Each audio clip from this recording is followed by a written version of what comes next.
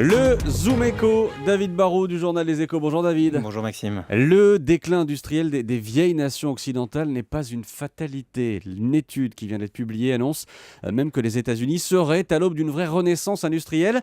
Je vous pose la question, est-ce que les usines vont recommencer à pousser en Amérique ou est-ce que les Américains sont simplement en train de prendre leurs rêves pour la réalité ? Ouais, il est vraiment en train de se passer quelque chose en Amérique. On n'est pas dans du rêve mais dans du concret. Depuis 2005, rendez-vous compte, les exportations du pays progressent 7 fois plus vite que le reste de l'économie. Et selon le Boston Consulting Group, le BCG, qui vient de publier l'étude en question, l'Amérique pourrait même voir ses exportations progresser de plus de 100 milliards de dollars par an d'ici la fin de la décennie.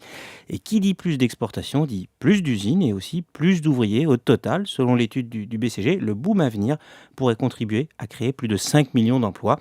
On est là dans un phénomène majeur. Comment est-ce que vous expliquez cette tendance ? Il y a d'abord des raisons purement liées aux États-Unis. La première, c'est l'effet gaz de schiste. Le coût de l'énergie ne cesse de baisser. Depuis 2005, le prix de gros du gaz a été divisé par 2.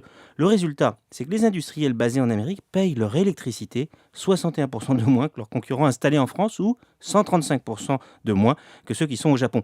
Au-delà du prix de l'énergie, c'est la flexibilité qui dope l'industrie américaine. On peut monter en puissance ou réduire la cadence, ouvrir ou fermer une usine hyper rapidement et cela pousse à investir. Et puis enfin, en Amérique, il faut l'avouer, les salaires de ceux qui travaillent dans les industries fragilisées par la concurrence mondiale ont baissé.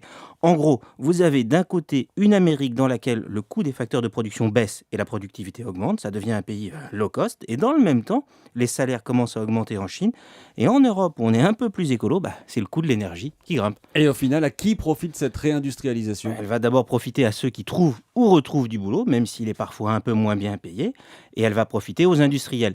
Ce qui est intéressant, c'est que cette renaissance qui se dessine touche des industriels, des entreprises issues du monde entier. Il y a bien sûr les Américains qui relocalisent dans la chimie ou l'industrie lourde et qui peuvent ainsi réduire les coûts logistiques. Il y a des Français comme Michelin ou Airbus qui misent sur le Made in America, car les États-Unis restent aussi un gigantesque marché domestique et il faut être proche des clients. Et le plus étonnant, c'est que l'on commence à voir des industriels chinois qui, pour être plus réactifs, commencent eux aussi à miser sur le Made in America. L'Amérique low cost est en train de trouver sa place à côté de la Chine low cost. Le chiffre du jour. 1080, c'est le nombre d'objets que des inconscients ont déposés l'an dernier sur les voies de chemin de fer en France. Dans 23 cas graves, ils auraient pu provoquer un déraillement, estime un rapport interne de la SNCF. On peut s'inquiéter ou se rassurer en se disant que quasiment tout le temps, le pire a été évité. Plus de 1000 objets déposés sur les voies, c'était le chiffre du jour dans le Zoom Éco. Merci David Barrault.